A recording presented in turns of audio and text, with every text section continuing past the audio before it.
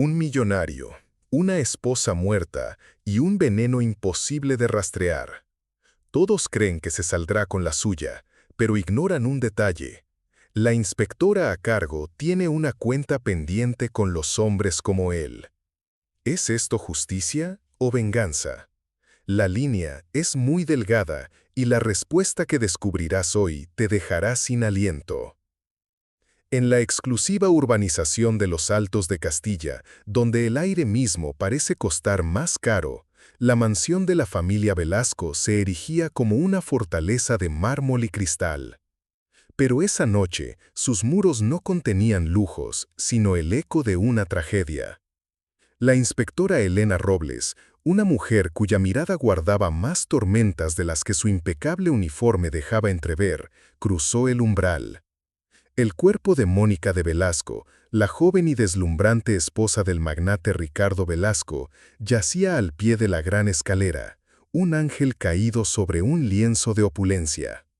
No había signos de lucha, solo una copa de vino rota y una quietud antinatural. Don Ricardo, un hombre acostumbrado a que el mundo se inclinara ante él, observaba la escena desde el segundo piso con una frialdad que helaba la sangre. Sus ojos no mostraban dolor, sino el fastidio de quien encuentra una mancha en su alfombra persa. «Haga su trabajo, inspectora», dijo su voz, grave y condescendiente, «y hágalo rápido. Mi tiempo es valioso». Elena sintió un nudo en la garganta, no por el crimen, sino por la arrogancia. Supo en ese instante que no estaba investigando una muerte, sino declarando la guerra a un rey en su propio castillo. Lo que don Ricardo no sabía era que Elena Robles era una experta en demoler reinos construidos sobre cimientos de mentiras. El equipo forense se movía con una eficiencia silenciosa, sus trajes blancos un contraste estéril contra la suntuosa decoración. Cada flash de sus cámaras parecía un rayo que iluminaba brevemente la verdad oculta en las sombras de aquella casa. Elena caminó lentamente alrededor del cuerpo. Mónica de Velasco era hermosa, incluso en la muerte. Llevaba un vestido de seda azul que se adhería a su figura como una segunda piel, y una joya de diamantes y zafíos brillaba en su cuello, indiferente a la tragedia. Pero lo que capturó la atención de Elena no fue el lujo, sino un detalle minúsculo. Las uñas de la víctima estaban perfectamente cuidadas, salvo por una, la del dedo índice derecho, que estaba rota, como si hubiera intentado arañar algo en su último instante. ¿El suelo? ¿Su propia garganta? Morales, su sargento, se acercó con una libreta. Sin forcejeo en la entrada, sin ventanas rotas, quienquiera que fuera, o bien tenía una llave, o bien ya estaba dentro. «¿O fue invitado Morales?», respondió Elena sin apartar la vista a Ricardo Velasco, que ahora hablaba por su teléfono móvil, paseando por la barandilla de caoba como si estuviera cerrando un negocio, no presenciando la investigación del asesinato de su esposa. Era la personificación del poder, un hombre que creía que su riqueza lo convertía en una deidad, inmune a las miserias de los mortales. Para él, esta tragedia no era una pérdida, era un inconveniente, una mancha en su perfecta existencia. La inspectora subió la escalera, sus pasos resonando en el silencio opresivo.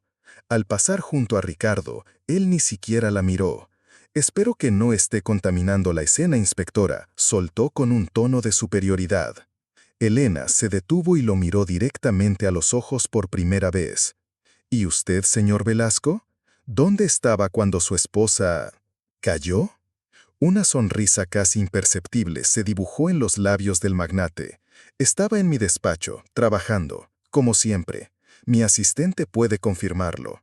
¿Necesita algo más? Tengo una llamada importante con Tokio». La sangre de Elena hirvió. La arrogancia, la frialdad, el desprecio, era la misma actitud que había visto años atrás en el rostro del joven que le arrebató a su hermana. Se dio cuenta de que este caso era más que un simple homicidio. Era una batalla de clases, un choque entre dos mundos que rara vez se tocaban, salvo en momentos de violencia. El mundo de la justicia y el mundo de los que se creen por encima de ella. Y ahora, querido oyente, te pregunto, ¿Qué harías tú si tuvieras que enfrentarte a un hombre que puede comprar el silencio, la ley y hasta la verdad misma? Déjame tus pensamientos en los comentarios, porque la decisión que Elena está a punto de tomar cambiará su vida para siempre. Ella no solo iba a buscar al asesino de Mónica, iba a demostrarle a Ricardo Velasco que hay algo que su dinero no puede comprar. La clase de verdad, la que se lleva en el alma, y la justicia que, tarde o temprano, encuentra su camino.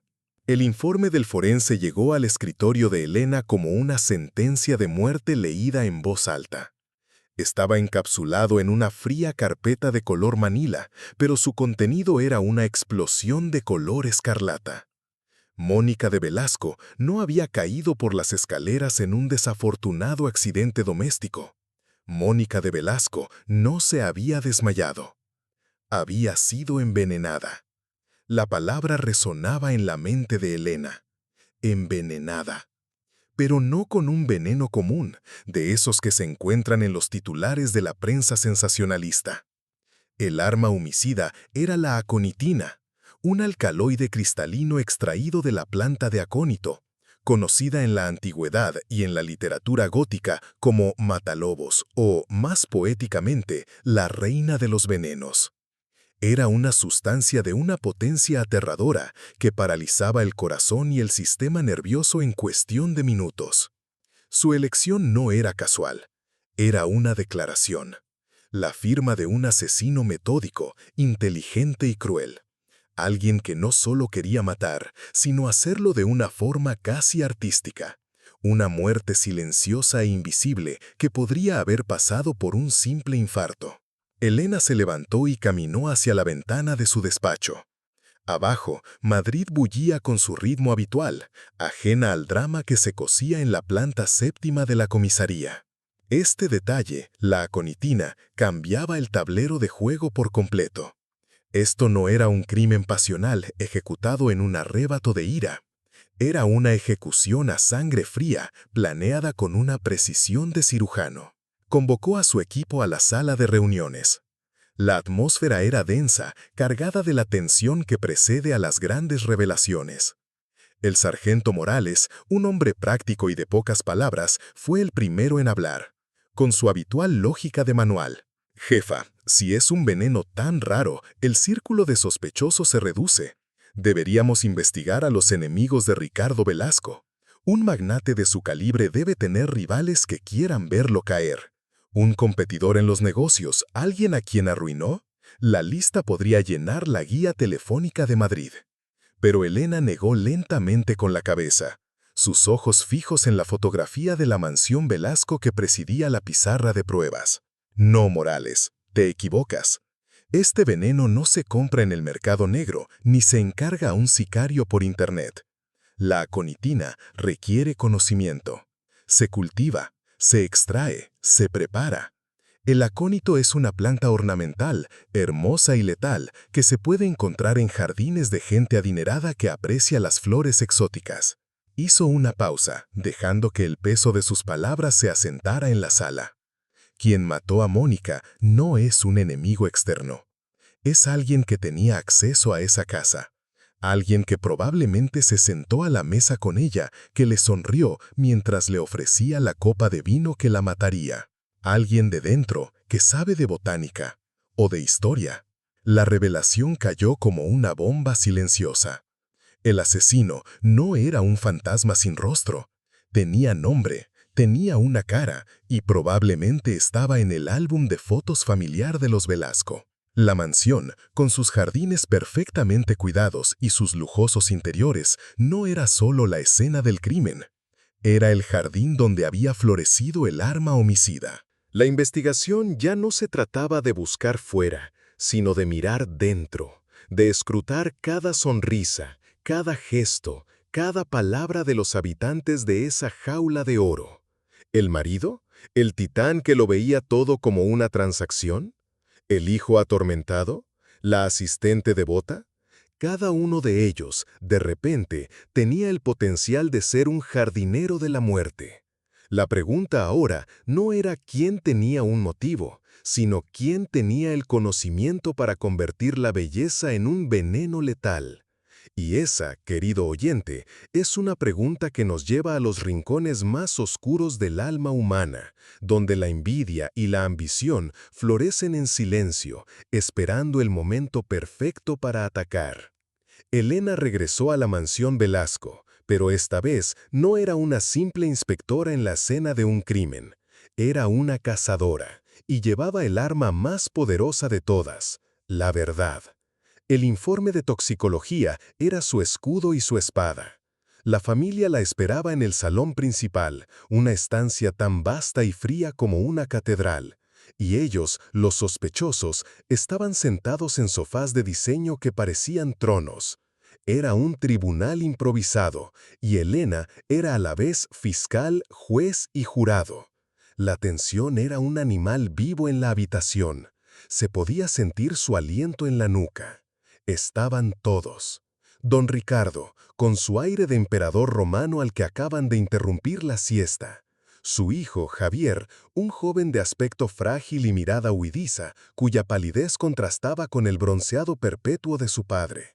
Y la omnipresente asistente personal, Isabel Cantú, una mujer de eficiencia glacial cuya devoción por su jefe rayaba en lo obsesivo.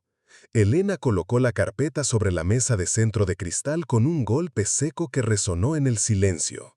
Señores, la autopsia ha concluido. Mónica de Velasco fue envenenada. El nombre del veneno flotó en el aire, pero ninguno de ellos pestañeó. Eran una fortaleza de rostros impasibles. Elena comenzó el interrogatorio, dirigiéndose a cada uno de ellos, su voz tranquila pero cortante como un bisturí. Uno a uno, negaron tener conocimiento alguno sobre venenos, plantas exóticas o cualquier cosa que no fueran balances de cuentas y fiestas de alta sociedad.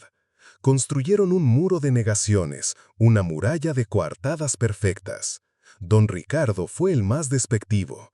Soltó una carcajada seca, un sonido desprovisto de humor.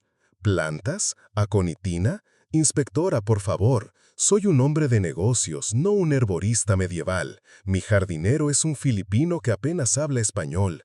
¿De verdad cree que él destiló un veneno del Renacimiento en el cobertín de las herramientas? No me haga perder el tiempo. Su arrogancia era un arma, diseñada para hacerla sentir pequeña, insignificante. Isabel Cantú fue más sutil, pero igual de venenosa. Su defensa fue un ataque velado a la víctima. Con una voz suave y controlada, describió a Mónica como una mujer emocionalmente inestable, frágil y propensa a los dramas. Mónica leía muchas novelas, inspectora. Tenía una imaginación muy vívida. ¿Quién sabe qué ideas se le pasaban por la cabeza? Estaba pintando un retrato a Mónica como una mujer autodestructiva, una loca que podría haberse envenenado a sí misma por capricho. Era una calumnia ejecutada con la precisión de una experta. Pero fue Javier quien más intrigó a Elena. Él apenas habló.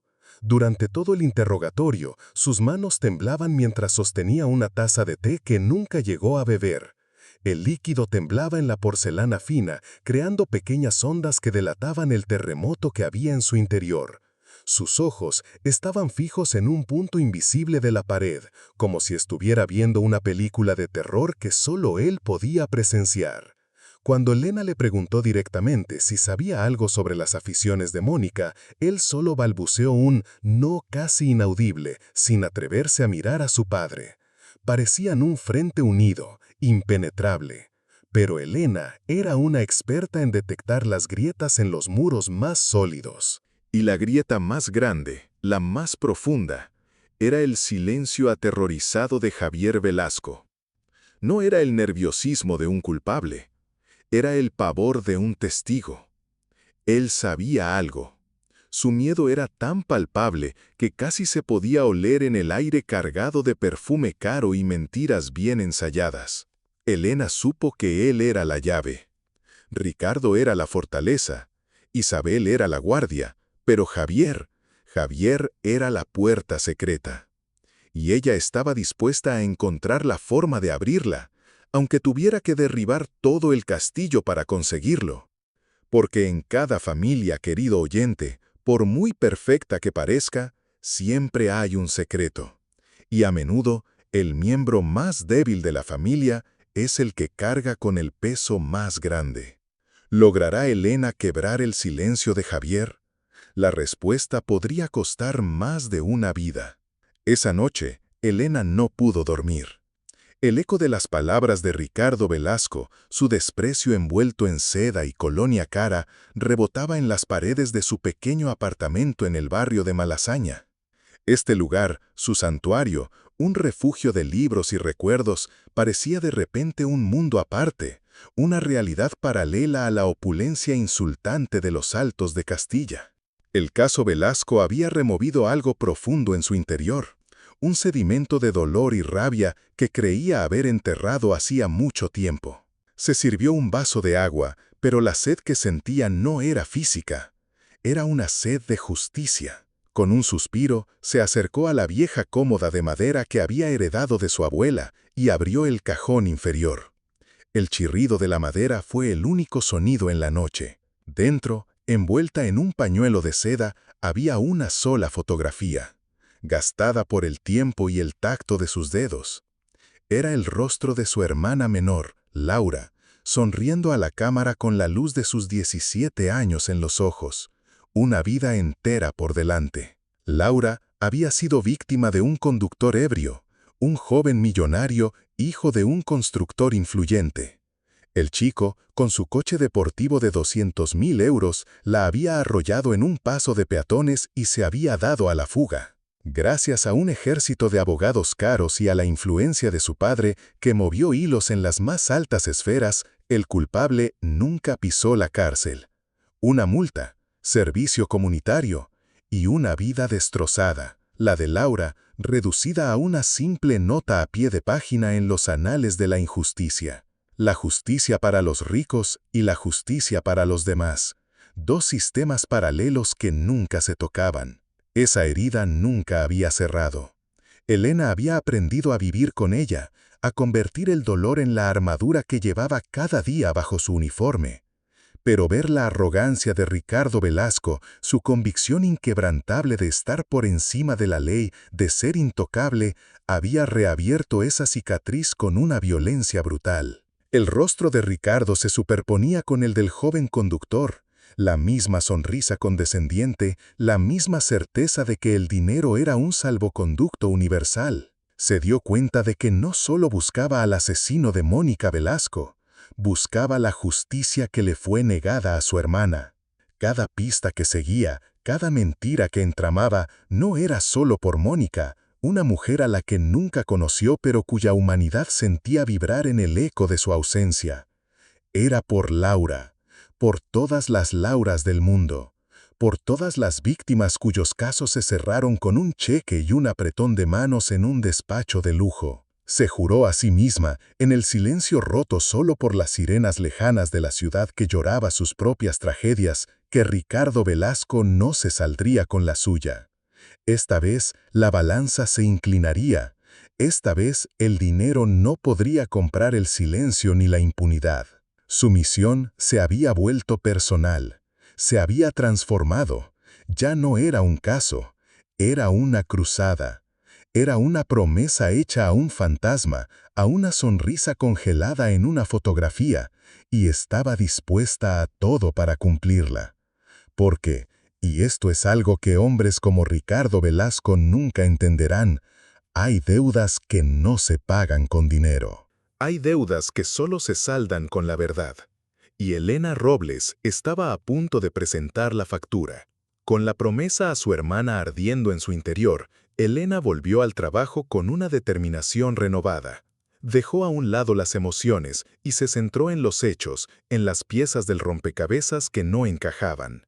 Si el asesino estaba dentro de la casa, necesitaba analizar a cada habitante bajo el microscopio, no como personas, sino como variables en una ecuación mortal. La investigación de los antecedentes de la familia reveló un dato que hizo que las alarmas de Elena sonaran con estruendo.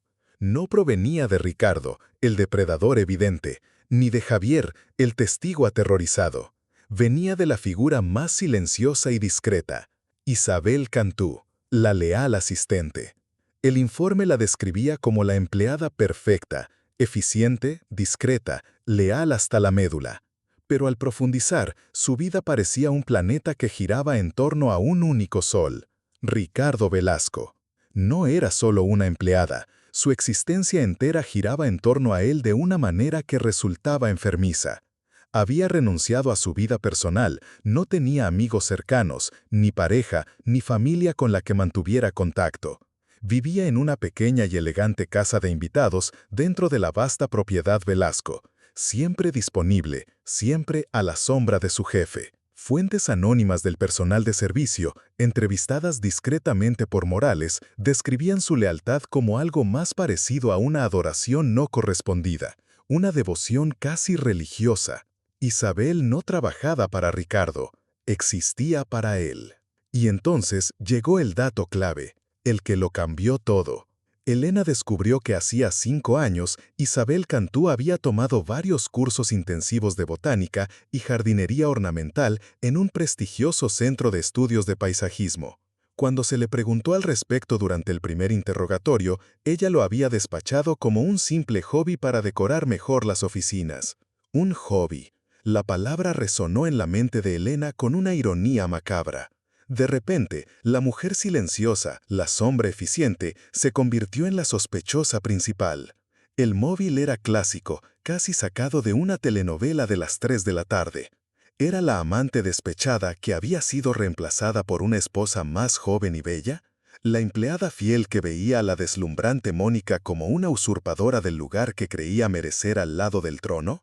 ¿La que había dedicado su vida a Ricardo solo para ver cómo otra mujer cosechaba los frutos? Era un motivo tan antiguo como la propia envidia. Elena ordenó una vigilancia discreta sobre Isabel las 24 horas del día. Esperaba que cometiera un error, que la presión la hiciera tropezar. La teoría era perfecta, casi demasiado. Una mujer invisible, consumida por un amor secreto y un resentimiento silencioso, que usaba sus conocimientos ocultos para eliminar a su rival de la forma más sofisticada posible. Era la clase de historia que los periódicos devorarían, el titular perfecto, la asistente letal. Sin embargo, algo en el fondo de su instinto, esa voz interior forjada en cientos de casos y noches sin dormir, le decía a Elena que había algo que no cuadraba. Era demasiado fácil, demasiado obvio. Los criminales inteligentes, y quien fuese usado a Conitina lo era, no dejaban un rastro tan claro. Isabel Cantú como la asesina era una solución elegante, pero se sentía como una cortina de humo, como una pieza de un decorado cuidadosamente montado para ocultar la verdadera función. Era una trampa perfectamente tendida, sí, pero Elena empezó a sospechar que Isabel no era la cazadora. Quizás, solo quizás, ella era el cebo. Pero si era así, ¿quién era el verdadero titiritero que movía los hilos en la sombra? La pregunta dejó a Elena con un escalofrío. Estaba claro que en la mansión Velasco nada era lo que parecía. Frustrada por el callejón sin salida que representaba a Isabel Cantú, Elena sentía que estaba persiguiendo a una sombra mientras el verdadero asesino se reía desde la oscuridad. La vigilancia sobre la asistente no había arrojado nada. Su rutina era tan predecible como un reloj suizo. Necesitaba un nuevo ángulo, una nueva perspectiva. Fue entonces cuando decidió hacer algo que iba en contra de todo protocolo, un movimiento arriesgado que podría costarle el caso o incluso su carrera. Decidió regresar sola a la mansión Velasco. Con el pretexto oficial de necesitar una última revisión de la biblioteca personal, consiguió una orden que le daba acceso limitado. Mientras los guardias de seguridad privados de Ricardo, hombres con más músculos que cerebro, la observaban con una desconfianza mal disimulada, Elena entró de nuevo en la jaula de oro. Esta vez no buscaba huellas dactilares ni pistas forenses obvias. Su equipo ya había peinado cada centímetro. Elena buscaba algo más sutil, una anomalía. Buscaba una nota discordante en la sinfonía de perfección y orden que era el mundo de Mónica Velasco. Según todos los testimonios, la víctima era una mujer meticulosa, casi obsesiva con el orden. Sus libros estaban clasificados por autor y género, su ropa por colores, sus joyas por quilates. Un universo personal donde cada cosa tenía su lugar. La biblioteca era impresionante. Miles de volúmenes cubrían las paredes del suelo al techo. Un testamento del dinero de Ricardo y quizás de la soledad de Mónica. Elena paseó sus dedos por los lomos de cuero, respirando el aroma a papel viejo y dinero nuevo. Recorrió las estanterías de historia, de arte, de economía, todo en perfecto orden. Pero entonces, en la sección dedicada a la novela contemporánea, lo vio. Era un detalle casi imperceptible, pero para una mente entrenada como la suya, gritaba como una sirena en la noche. Un libro estaba fuera de lugar. No estaba mal clasificado, sino mal colocado. Sobresalía apenas 1 centímetro del resto. El libro era El jardín secreto, de Frances Hodgson Burnett, un clásico de la literatura infantil. ¿Qué hacía un libro infantil en medio de las novelas de los autores más vanguardistas? Intrigada, Elena lo sacó con cuidado. No había nada dentro, ninguna nota, ninguna marca. Era solo un libro. Pero al intentar volver a colocarlo en su sitio, notó algo extraño. La estantería en esa sección concreta cedió ligeramente bajo la presión de su mano. El mecanismo se sentía diferente. Su corazón comenzó a latir más deprisa. Con la adrenalina recorriendo sus venas, presionó con más fuerza la parte trasera de la estantería. Se escuchó un suave clic, el sonido de un secreto rindiéndose. Y entonces, una sección entera de la pared, cubierta de falsos libros, se deslizó silenciosamente hacia un lado, revelando lo que ocultaba detrás. Una pequeña caja fuerte digital empotrada en el muro. Era un detalle minúsculo, una pieza de un rompecabezas que solo alguien con la sensibilidad de Elena, alguien que entendía que los secretos más grandes no se guardan bajo llave, sino que se esconden a plena vista, podría haber encontrado. La sangre se le heló en las venas. Acababa de encontrar el corazón secreto de la mansión, la cámara acorazada donde Mónica guardaba no sus joyas, sino sus miedos, sus verdades, quizás la clave de su propia muerte. La caja fuerte la miraba fijamente, un ojo metálico y ciego que contenía todas las respuestas. Ahora solo necesitaba una cosa, lo más difícil de todo, la clave para abrirlo. Y sabía que esa clave no sería una fecha de aniversario ni un número de la suerte. Sería algo mucho más profundo, algo extraído del alma de la mujer que ya no podía hablar. La caja fuerte era un obstáculo formidable, un guardián silencioso de los secretos de una mujer muerta. Era un modelo de alta seguridad alemán, y Elena sabía que cualquier intento fallido de forzar la combinación no solo la bloquearía, sino que también enviaría una alerta silenciosa al teléfono de Ricardo Velasco. No podía permitirse un error. El tiempo corría en su contra y los guardias de seguridad podían entrar en cualquier momento. La clave para abrirla no podía ser forzada. Tenía que ser seducida, descubierta. Tenía que ser algo profundamente personal, algo que solo Mónica supiera. Elena se sumergió en el universo de la víctima. Pasó las siguientes horas, que se sintieron como minutos, revisando las pertenencias de Mónica que habían sido catalogadas como evidencia. Sus fotos, sus cartas, sus agendas. Buscaba un patrón, una fecha recurrente, un nombre, cualquier cosa. Pero todo era un callejón sin salida. Las contraseñas obvias, su fecha de nacimiento, la de Ricardo, el aniversario de bodas, no funcionaron. Derrotada, se sentó en el opulento sillón del despacho de Mónica. Se sentía como una intrusa en un mausoleo. Su mirada vagó por la habitación y se posó en una pequeña pizarra de corcho sobre el escritorio, un collage de momentos felices que ahora parecían una burla. Había fotos de viajes por todo el mundo. París, Tokio, Bali, pero una de ellas le llamó especialmente la atención. Era una foto sencilla, casi amateur, de Mónica sonriendo con una alegría radiante, genuina. Estaba de pie frente a una pequeña panadería en un pueblo de la Toscana, de cuyo nombre Elena había oído hablar. San Gimignano, la ciudad de las torres medievales. Sostenía un trozo de pan rústico y su sonrisa iluminaba toda la imagen. Junto a la foto, chinchetada al corcho, había una pequeña nota escrita a mano con la caligrafía elegante de Mónica. Donde mi vida comenzó de nuevo. 14.0. 14 de marzo. Era la fecha de su aniversario de bodas con Ricardo. Demasiado obvio. Un hombre como Ricardo, con su ego desmedido, seguramente habría elegido esa fecha como clave para todo. Pero entonces, un recuerdo fugaz, una pieza de información que había descartado por irrelevante, volvió a la mente de Elena. Recordó algo que Javier, el hijo, había murmurado durante el interrogatorio, algo sobre que Mónica odiaba ese viaje a la Toscana. Lo había dicho con resentimiento. Si Javier decía la verdad, entonces la nota era una mentira. La verdadera clave no podía ser esa. Elena miró la foto de nuevo. San Gimignano, la fecha, donde mi vida comenzó de nuevo. La frase resonaba en su cabeza. ¿Y si la frase era literal? ¿Y si no se refería a un nuevo comienzo feliz con Ricardo, sino a un renacimiento después de una tragedia? Volvió a los archivos del caso en su tableta. Recordó el informe de antecedentes de la víctima. Mónica de Velasco, antes de ser una Velasco, había sido Mónica Rivas, huérfana. Había perdido a sus padres en un grave accidente de coche en la costa amalfitana años antes de conocer a Ricardo. Elena buscó la fecha exacta de ese accidente. Su corazón dio un vuelco.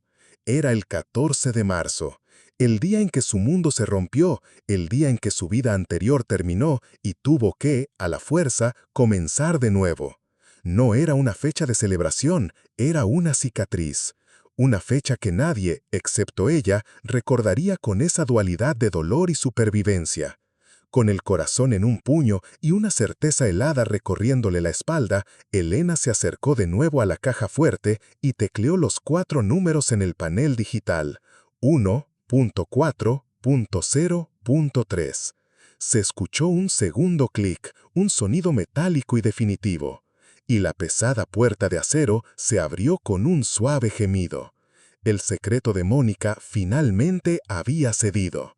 Dentro de la fría caja fuerte no había joyas, ni escrituras, ni fajos de dinero. Solo había un objeto, pero su valor era infinitamente mayor. Era un elegante diario de cuero negro, con las iniciales MB grabadas en oro en la portada.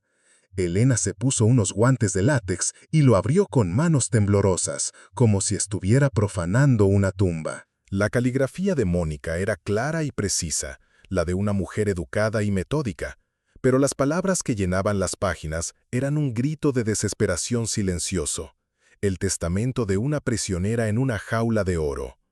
Elena esperaba encontrar la crónica de un corazón roto, confesiones sobre un marido infiel o el miedo a una amante celosa. Pero lo que encontró fue mucho más oscuro, mucho más complejo. El diario no hablaba de amor, sino de negocios.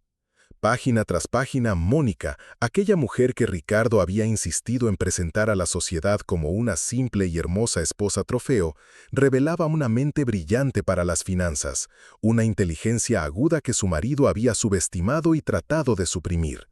Con una mezcla de fascinación y horror, Elena leyó cómo Mónica, aburrida de su vida vacía, había empezado a investigar las finanzas de su marido. Lo que comenzó como una simple curiosidad intelectual, pronto se convirtió en una pesadilla. Descubrió que Velasco Corp., el reluciente imperio de Ricardo, era un castillo de naipes, un fraude de proporciones épicas. Había descubierto un desfalco masivo, una compleja red de empresas fantasmas en paraísos fiscales, diseñada para inflar artificialmente el valor de la compañía y estafar a miles de inversores que habían confiado sus ahorros en el genio de Ricardo Velasco. Proyecto Ícaro, así lo llamaba Ricardo en sus documentos secretos, que Mónica había conseguido fotografiar y guardar en un pendrive oculto. El nombre era una ironía cruel. Un proyecto diseñado para volar muy cerca del sol, sabiendo que las alas eran de cera, y que la caída sería catastrófica para todos, excepto para él, que ya habría saltado del avión con un paracaídas de oro. Mónica lo había descubierto todo: las transferencias, los nombres, las cuentas en Suiza y las Islas Caimán. Las últimas páginas eran escalofriantes. La caligrafía de Mónica se volvía más errática, las líneas temblaban. La mujer inteligente y curiosa había dado paso a una mujer aterrorizada, consciente de que la verdad que poseía era una sentencia de muerte. Había decidido enfrentarse a Ricardo, le había dado un ultimátum.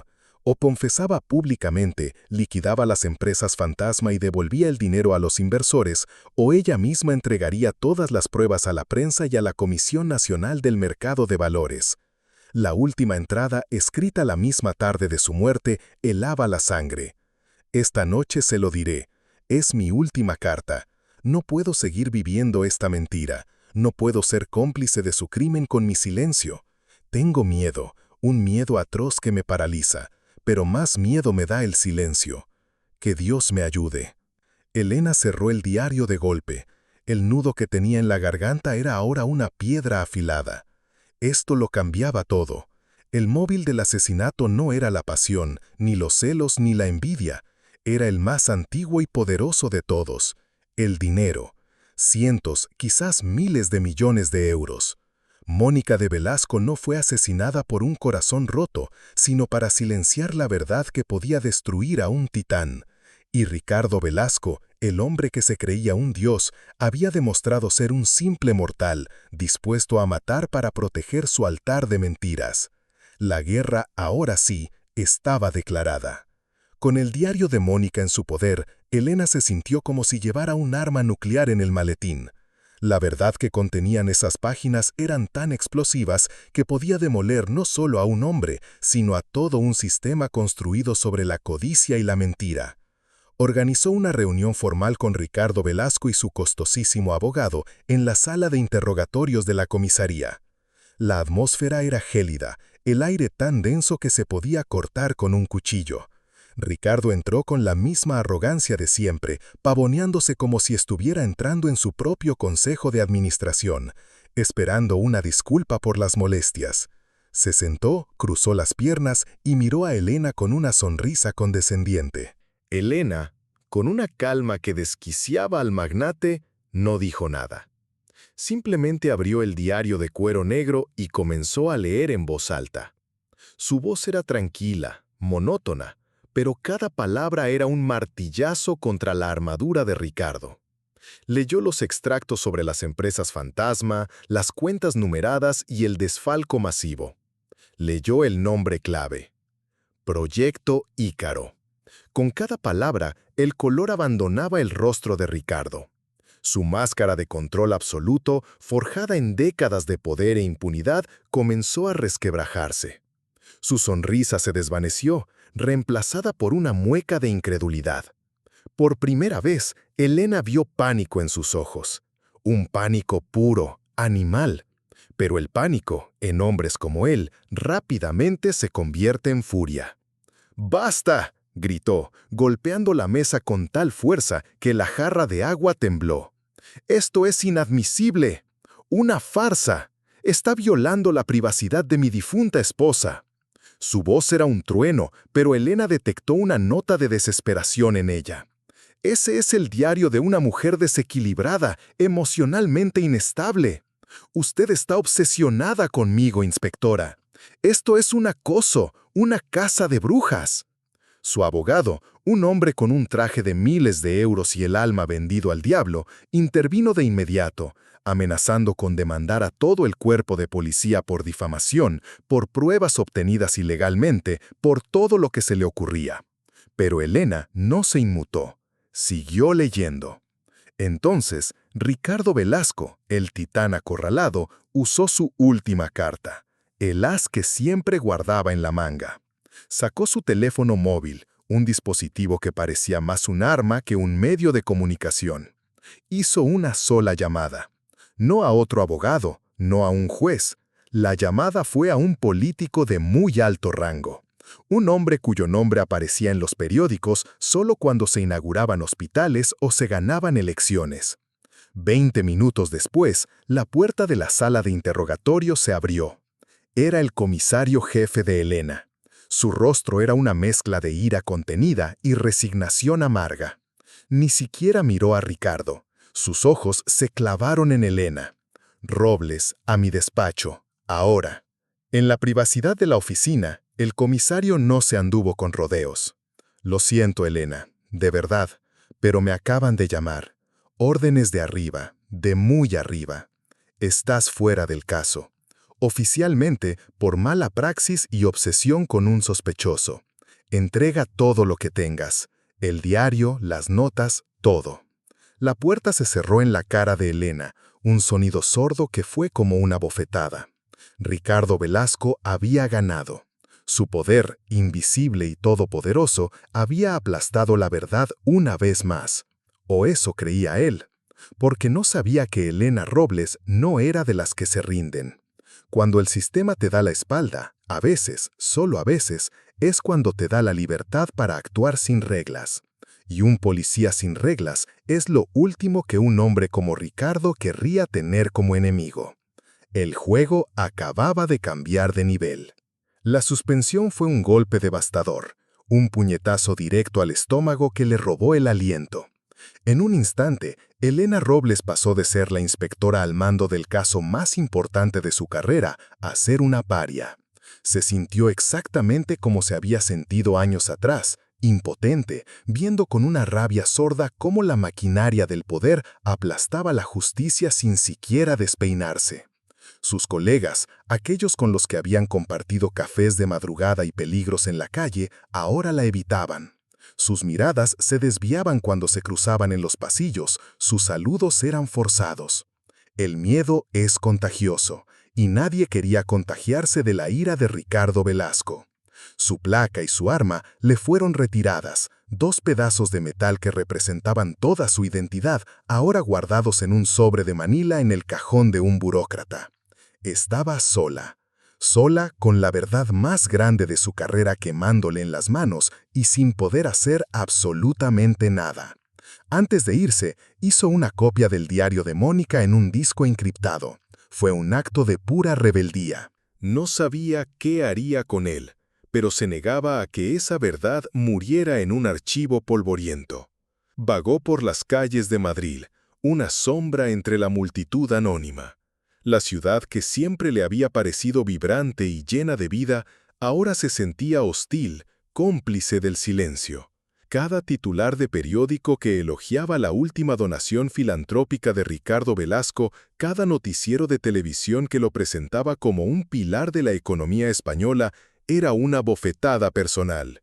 Ricardo no era un pilar, era un cáncer, y el sistema que debía extirparlo lo estaba alimentando. Se dio cuenta con una claridad dolorosa de que el sistema estaba corrupto hasta la médula. No era una manzana podrida, era el cesto entero. Y ella había sido una ingenua al pensar que podía cambiarlo desde dentro, con sus reglas y sus procedimientos. La desesperación comenzó a instalarse en su alma como una humedad fría. Se sentó en un banco del Parque del Retiro viendo a las familias reír, a las parejas pasear, y se sintió más sola que nunca. Quizás Ricardo tenía razón. Quizás había mundos que no se podían tocar, hombres que no se podían juzgar. Por un momento, un pensamiento oscuro y seductor cruzó su mente: abandonar. Filtrar el diario anónimamente a un periódico sensacionalista, ver el escándalo desde lejos y desaparecer, empezar de nuevo en otro lugar donde el nombre de Velasco no significara nada. Pero entonces la imagen de su hermana Laura volvió a su mente, su sonrisa eterna en aquella fotografía gastada. Y junto a ella apareció la imagen de Mónica de Velasco, una mujer brillante silenciada por atreverse a decir la verdad, su último grito de ayuda atrapado en las páginas de un diario. Eran dos mujeres de mundos distintos, unidas por el mismo destino trágico: ser víctimas de hombres que se creían dioses. No, no podía rendirse, no por ella, sino por ellas. El juramento que había hecho a un fantasma se convirtió en un fuego inextinguible. Si el sistema no le daba justicia, entonces la encontraría fuera de él. Si la ley tenía un precio, entonces ella actuaría sin ley. La suspensión no era un final, era una liberación. La habían despojado de su placa, pero no de su instinto. La habían desarmado, pero no de su inteligencia. Y lo más importante, la habían dejado sola, sin nada que perder. Y una mujer sin nada que perder es la criatura más peligrosa del planeta. El titán había ganado una batalla, pero Elena Robles se preparaba para librar una guerra. Cuando todo parecía perdido, cuando la oscuridad amenazaba con devorarlo todo, sonó el timbre. El sonido, agudo e insistente, rasgó el silencio del apartamento de Elena. Eran las 11 de la noche y una lluvia torrencial azotaba Madrid. ¿Quién podría ser? Con el corazón en un puño, se acercó a la puerta y miró por la mirilla. Al otro lado, empapada y temblando bajo la luz amarillenta del pasillo, había una figura encapuchada.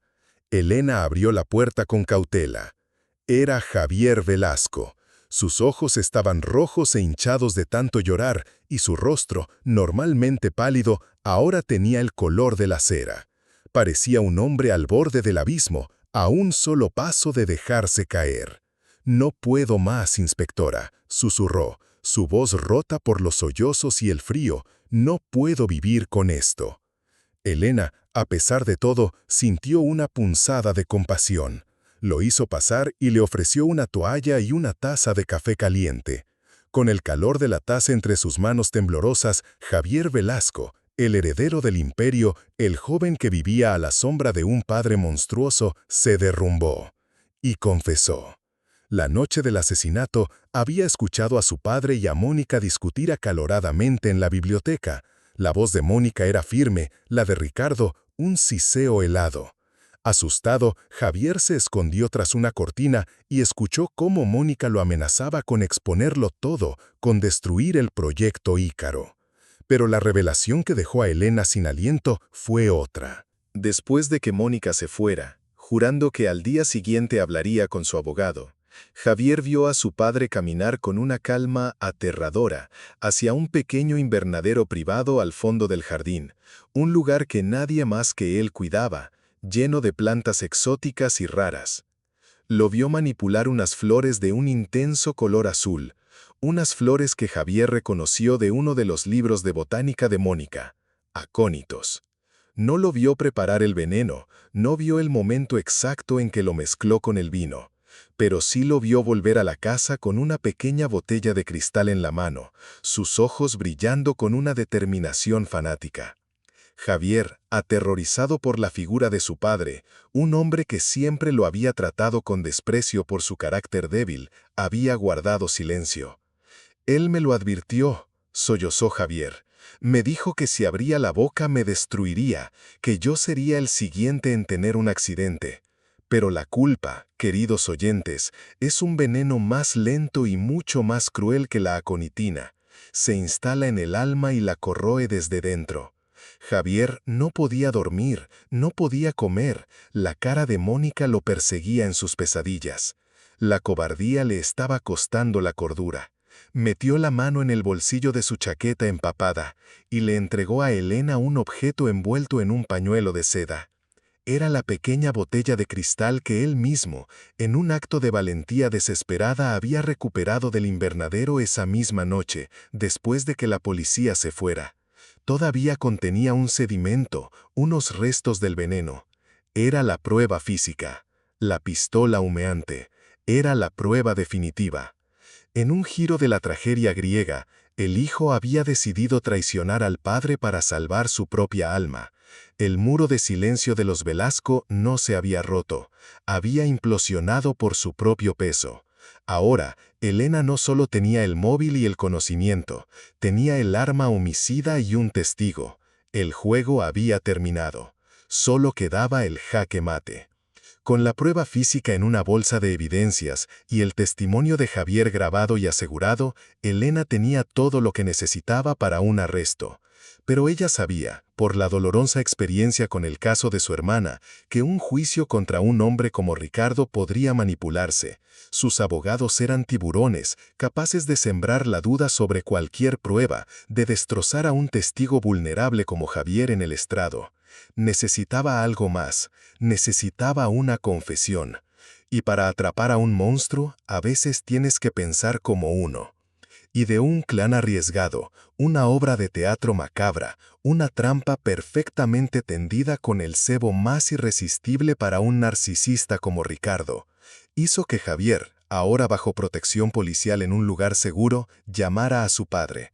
El joven, con la voz temblorosa pero siguiendo el guión que Elena había preparado, le dijo que estaba destrozado por la culpa, que no podía soportar la presión y que iba a entregarse a la policía.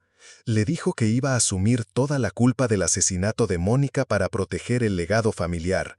Era la ofrenda que un hijo débil haría a un padre todopoderoso. Javier le pidió a Ricardo que se reuniera con él una última vez para despedirse. El lugar elegido fue un restaurante discreto y elegante en el centro de Madrid, un lugar que Elena y Morales habían elegido y preparado minuciosamente. Estaba casi vacío, cerrado al público por una supuesta fumigación. Cada mesa, cada lámpara, cada rincón estaba equipado con micrófonos y cámaras de alta definición.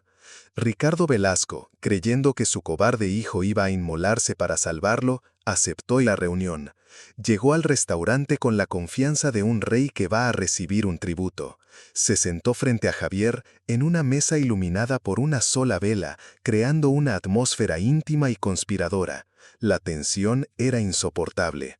Javier, con una actuación digna de un Oscar, comenzó su discurso. Siguiendo las instrucciones de Elena, habló de su admiración por la fuerza y la sangre fría de su padre. «Siempre he sido débil, papá», dijo, con lágrimas en los ojos. «Pero tú siempre haces lo que hay que hacer, sin dudar. Lo de Mónica fue una obra maestra. Nadie sospechará de ti». Y Ricardo, en un alarde de ego desmedido, en un momento de arrogancia fatal, mordió el anzuelo. Se inclinó sobre la mesa, su voz un susurro bajo y conspirador, sin saber que cada palabra estaba siendo grabada para la posteridad. «No tenías que hacer esto, hijo, pero me enorgullece tu lealtad», dijo, poniendo una mano en el hombro de Javier. «Lo de Mónica fue necesario. Era un cáncer que había que extirpar para salvar el cuerpo. Hice lo que tenía que hacer, lo que un hombre de mi posición hace para proteger su mundo. Nadie, y menos una mujerzuela ambiciosa, iba a destruir lo que he construido durante 30 años. Nadie». En ese preciso instante, las luces del restaurante se encendieron de golpe, cegadoras. Las puertas se abrieron y Elena Robles, junto al sargento Morales y un equipo de agentes uniformados, salieron de las sombras. La cara de Ricardo Velasco fue un poema. Pasó de la arrogancia a la más pura incredulidad y luego al terror más absoluto al ver las cámaras, los micrófonos y el rostro impasible de la mujer que había subestimado. El titán había caído en su propia trampa, sentenciado por sus propias palabras, por su ego infinito. El jaque mate había sido ejecutado. El arresto de Ricardo Velasco fue más que una noticia, fue un terremoto que sacudió los cimientos del país. Las imágenes del magnate, el intocable, el hombre que susurraba al oído de los ministros, siendo esposado y sacado del restaurante con el rostro desencajado por el terror, dieron la vuelta al mundo en cuestión de minutos. El titán había caído, y su caída fue tan espectacular como su ascenso. El proyecto Ícaro, esa obra maestra del engaño financiero, se derrumbó como un castillo de naipes, arrastrando consigo a una red de políticos, banqueros y empresarios que habían participado en el festín de la codicia. La onda expansiva de la verdad fue devastadora y por primera vez en mucho tiempo, purificadora. El juicio fue el espectáculo del año. Los mejores abogados que el dinero podía comprar intentaron desacreditar las pruebas, pintar a Mónica como una conspiradora y a Javier como un hijo resentido y manipulado por una policía vengativa. Pero no pudieron luchar contra la verdad grabada en vídeo y audio.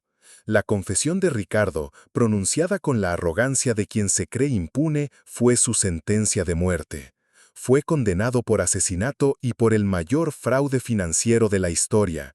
El imperio Velasco se disolvió, sus activos congelados para compensar a los miles de inversores estafados. Javier Velasco, a cambio de su testimonio crucial, recibió una sentencia reducida por complicidad y la oportunidad de empezar una nueva vida lejos de la sombra tóxica de su padre. Se mudó a un pequeño pueblo en el norte, donde nadie conocía su apellido, y dedicó su vida a trabajar la madera, encontrando en la simpleza de la artesanía la paz que el dinero nunca le había dado. Por primera vez, era dueño de su propio destino. ¿Y qué pasó con Isabel Cantú, la fiel asistente, la sombra devota? Desapareció.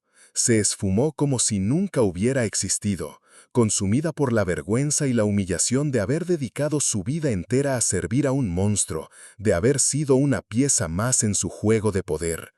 Algunos dicen que se fue del país, otros que ingresó en un convento. Nadie volvió a saber de ella. Su historia se convirtió en una advertencia sobre los peligros de una devoción ciega. A Elena Robles le devolvieron su placa y su arma, junto con una medalla al mérito y las disculpas personales del ministro del Interior. Se convirtió en una heroína nacional, un símbolo de la integridad y la lucha contra la corrupción. Pero ella rechazó los focos y las entrevistas. La única celebración que se permitió fue una visita silenciosa al cementerio. Se detuvo frente a dos lápidas. Primero, la de Mónica de Velasco, donde dejó una sola rosa blanca. «Descansa en paz», susurró. «Se ha hecho justicia». Luego, caminó hasta la tumba de su hermana, Laura. Sacó la vieja fotografía de su bolsillo y la miró durante un largo rato. «Lo hice, Laura», dijo, su voz quebrada por la emoción. «Esta vez ganamos». Al salir del cementerio, Elena sintió que un peso enorme, uno que había llevado durante años, finalmente se había levantado de sus hombros. La justicia, a veces, tarda en llegar. A veces, hay que buscarla en la oscuridad, fuera de los caminos marcados. Pero siempre, siempre vale la pena luchar por ella.